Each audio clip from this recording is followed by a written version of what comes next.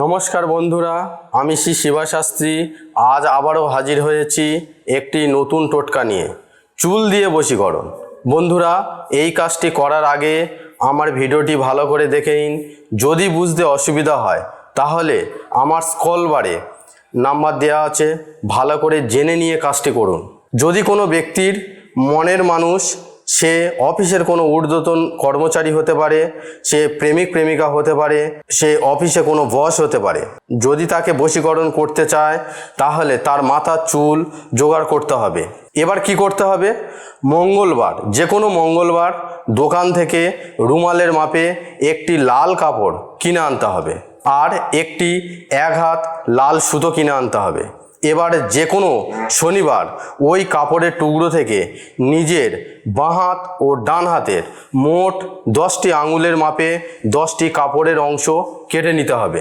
এবার ওই 10টি কাপড়ের অংশ এবং ওই চুলের অংশটি ভালোভাবে লাল সুতো দিয়ে গেঁট মেরে বেঁধে নিতে হবে।